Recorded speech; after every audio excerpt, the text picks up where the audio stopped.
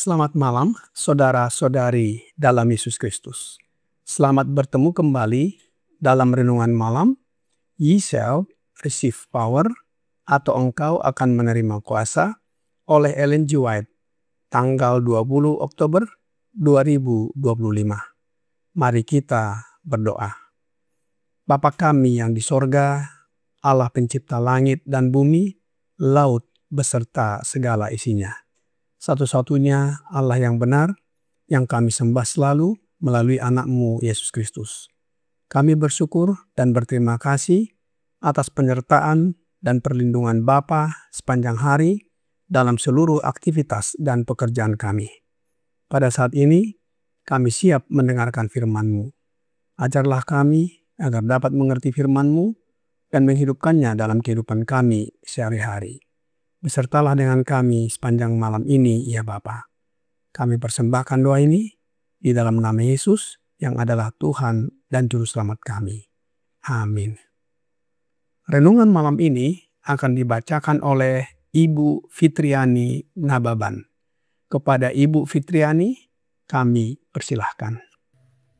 Selamat malam saudara-saudariku di dalam Yesus Kristus. Renungan malam 20 Oktober 2025 berjudul Menerima Pengaruh Roh. Ayat inti tertulis di dalam 2 Korintus 7 ayat 1. Saudara-saudaraku yang kekasih, karena kita sekarang memiliki janji-janji itu, marilah kita menyucikan diri kita dari semua pencemaran jasmani dan rohani, dan dengan demikian menyempurnakan kekudusan kita dalam takut akan Allah. Tuhan mengirimkan peringatan, nasihat, dan teguran kepada kita agar kita memiliki kesempatan untuk memperbaiki kesalahan kita sebelum menjadi kebiasaan. Namun, jika kita menolak untuk dikoreksi, Allah tidak akan campur tangan untuk melawan kecenderungan tindakan kita sendiri. Dia tidak melakukan mujizat apapun agar benih yang ditabur tidak bertunas dan berbuah. Orang yang menunjukkan keteguhan hati yang tidak beriman atau ketidakpedulian yang membatu terhadap kebenaran ilahi, sesungguhnya sedang menuai hasil yang telah ia tabur sendiri. Demikianlah yang dialami banyak orang. Mereka mendengarkan dengan sikap acuh tak acuh terhadap kebenaran yang pernah menggetarkan jiwa mereka. Mereka menabur pengabaian, ketidakpedulian, dan penolakan terhadap kebenaran, dan demikianlah hasil yang mereka tuai. Dinginnya es, kerasnya besi, sifat batu yang tak tertembus dan tak terkesan, semua ini menemukan padanannya dalam karakter banyak orang yang mengaku Kristen. Demikianlah Tuhan mengeraskan hati Firaun. Allah berbicara kepada Raja Mesir melalui Musa, memberinya bukti-bukti paling jelas tentang kuasa ilahi, tetapi sang raja dengan keras kepala menolak terang yang akan membawanya kepada pertobatan. Allah tidak mengirimkan kuasa supranatural untuk mengeraskan hati raja yang memberontak itu, tetapi ketika Firaun menolak kebenaran, Roh Kudus ditarik dan ia dibiarkan dalam kegelapan dan ketidakpercayaan yang telah dipilihnya. Dengan penolakan terus-menerus terhadap pengaruh Roh Kudus, manusia memisahkan diri dari Allah. Ia tidak lagi memiliki kuasa yang ampuh untuk menerangi pikiran mereka. Tidak ada wahyu kehendaknya yang dapat menjangkau mereka dalam ketidakpercayaan mereka. Seandainya saya dapat menuntun setiap pengikut Kristus untuk melihat hal ini sebagaimana adanya, kita semua menabur, baik untuk daging maupun untuk roh, dan kita menuai panen dari benih yang kita tabur. Dalam memilih kesenangan atau pekerjaan kita hendaknya hanya mencari hal-hal yang baik. Hal-hal yang remeh, duniawi, dan merendahkan hendaknya tidak memiliki kuasa untuk mengendalikan perasaan atau kehendak. Dikutip dari The Review and Herald 20 Juni 1882, demikianlah bacaan renungan malam kita. Tuhan Yesus memberkati.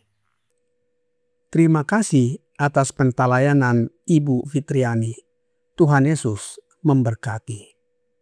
Saudara-saudari dalam Yesus Kristus, renungan malam ini berbicara tentang tanggapan manusia terhadap pengaruh Roh Kudus dalam proses penyucian, pertobatan, dan pembentukan karakter. Mari kita lihat ayat inti di dalam 2 Korintus 7 ayat 1 berkata, "Saudara-saudaraku yang kekasih, karena kita sekarang memiliki janji-janji itu, marilah kita menyucikan diri kita dari semua pencemaran jasmani dan rohani, dan dengan demikian menyempurnakan kekudusan kita dalam takut akan Allah." Ayat ini menjadi dasar utama dari renungan malam ini. Rasul Paulus mengajak umat percaya untuk merespons janji-janji Allah dengan tindakan aktif menyucikan diri dari pencemaran. Ini bukan semata-mata tindakan lahiriah, tetapi juga pembersihan rohani melalui kuasa Roh Kudus. Kita sudah pelajari dari renungan malam sebelumnya bahwa Roh Kudus di sini adalah rohnya Yesus Kristus. Ingat bahwa kita tidak dapat menyempurnakan kekudusan dengan kekuatan diri sendiri. Kita membutuhkan pengaruh Roh Kudus. Dialah yang menerangi hati, menyadarkan akan dosa, dan memampukan kita hidup dalam takut akan Allah. Allah memberikan teguran dan koreksi bagi kita, sebagaimana renungan malam ini, Ye shall receive power, halaman 302, paragraf 2, berkata, Tuhan mengirimkan peringatan, nasihat, dan teguran kepada kita, agar kita memiliki kesempatan untuk memperbaiki kesalahan kita sebelum menjadi kebiasaan. Namun, jika kita menolak untuk dikoreksi, Allah tidak akan campur tangan untuk melawan kecenderungan tindakan kita sendiri. Dia tidak melakukan mujizat apapun agar benih yang ditabur tidak bertunas dan berbuah. Orang yang menunjukkan keteguhan hati yang tidak beriman atau ketidakpedulian yang membatu terhadap kebenaran ilahi, sesungguhnya sedang menuai hasil yang telah ia tabur sendiri. Demikianlah yang dialami banyak orang. Ini adalah peringatan bahwa respons terhadap suara Roh Kudus adalah pilihan kita masing-masing. Dan jika kita terus-menerus menolak, maka akan tiba saatnya di mana Roh Kudus tidak lagi membujuk untuk diterima. Alkitab berkata di dalam Ibrani 3 ayat 7-8. Sebab itu, seperti yang dikatakan Roh Kudus, pada hari ini, jika kamu mendengar suaranya, janganlah keraskan hatimu seperti dalam kegeraman pada waktu pencobaan di padang gurun. Saudara-saudari dalam Yesus Kristus, penolakan terhadap suara roh adalah bentuk pengerasan hati. Ketika seseorang secara terus-menerus menolak teguran Roh Kudus, ia secara aktif membentuk karakter yang kebal terhadap kebenaran. Mereka mendengarkan dengan sikap acuh tak acuh terhadap kebenaran yang pernah menggetarkan jiwa mereka. Mereka menabur pengabaian, ketidakpedulian, dan penolakan terhadap kebenaran. Dan demikianlah hasil yang mereka tuai. Prinsip rohani ini dituliskan oleh Rasul Paulus ke jemaat di Galatia, sebagaimana tertulis di dalam Galatia 6 ayat 7-8. Jangan sesat, Allah tidak membiarkan dirinya dipermainkan. Karena apa yang ditabur orang, itu juga yang akan dituainya. Sebab barang siapa menabur dalam dagingnya, ia akan menuai kebinasaan dari dagingnya. Tetapi barang siapa menabur dalam roh, ia akan menuai hidup yang kekal dari roh itu. Siapa yang menabur dalam daging atau hidup menurut keinginan dunia atau diri sendiri akan menuai kebinasaan. Tetapi yang menabur dalam roh, hidup dipimpin oleh Roh Kudus, akan menuai hidup kekal. Adakah contoh di dalam Alkitab mengenai orang yang mengeraskan hati? Ada. Contohnya adalah Raja Firaun. Dalam renungan malam ini, Ye Shall Receive Power, halaman 302, paragraf 3 berkata, "Demikianlah Tuhan mengeraskan hati Firaun. Allah berbicara kepada Raja Firaun melalui Musa, memberinya bukti-bukti paling jelas tentang kuasa ilahi. Tetapi sang raja dengan keras kepala menolak terang yang akan membawanya kepada pertobatan. Allah tidak mengirimkan kuasa supranatural untuk mengeraskan hati raja yang memberontak itu. Tetapi ketika Firaun menolak kebenaran, Roh Kudus ditarik dan ia dibiarkan dalam kegelapan dan ketidakpercayaan yang telah dipilihnya." Hal ini menjelaskan bahwa Allah tidak secara aktif mengeraskan hati. Tetapi ketika seseorang menolak terang dan kebenaran, Roh Kudus ditarik dan orang itu dibiarkan dalam keadaan yang ia pilih sendiri.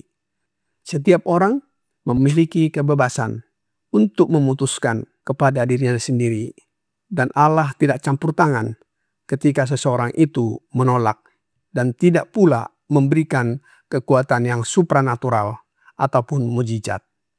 Allah menyerahkan keputusan ke tangan orang yang mengeraskan hati. Selanjutnya, Rasul Paulus di dalam tulisannya ke jemaat Roma, di dalam Roma 1 ayat 24 dan juga 28. Demikian firman Tuhan. "Karena itu, Allah menyerahkan mereka kepada keinginan hati mereka akan kecemaran, sehingga mereka saling mencemarkan tubuh mereka. Dan karena mereka tidak merasa perlu untuk mengakui Allah, maka Allah menyerahkan mereka kepada pikiran-pikiran yang terkutuk, sehingga mereka melakukan apa yang tidak pantas."